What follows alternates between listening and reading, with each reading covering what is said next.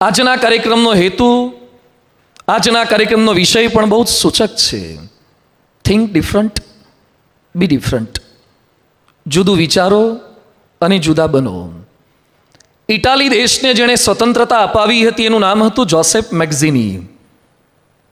એણે બહુ સુંદર વાત કરી છે. It is not that guns fight but the hands behind it.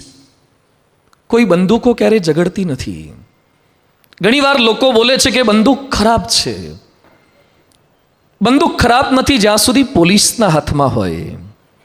ખરાબ ત્યારે બને છે જ્યારે જેની લાયકાત નથી, પાત્રતા નથી એવી વ્યક્તિના હાથમાં આવે. નાનકડા બાળકના હાથમાં છરી આવી જાય, ચપ્પુ આવી જાય તો મમ્મી પપ્પા તરત ખેંચી લે છે કે બેટા રહેવા દે, એ ન લેવાય. ન લેવાય તો ઘરમાં કેમ લીધું? તારાથી ન લેવાય કારણ કે તારી પાત્રતા નથી. પાત્રતા વગરની આવડત, પાત્રતા વગરની વસ્તુ, પાત્રતા વગરની સત્તા એ દેશનો ક્યારેય ઉત્કર્ષ ન કરી શકે. એટલે કહેવામાં આવ્યું છે it is not that guns fight. કોઈ બંદૂકો ક્યારેય ઝઘડતી નથી, બંદૂકની પાછળ રહેલા હાથ ઝઘડે છે.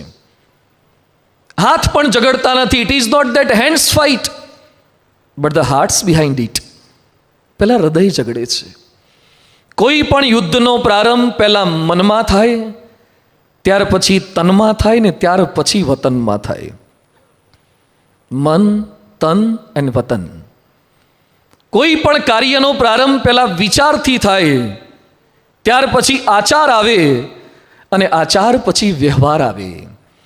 કોઈ પણ માણસનો વ્યવહાર સારો છે કે ખરાબ એના વિચાર પર અવલંબિત છે.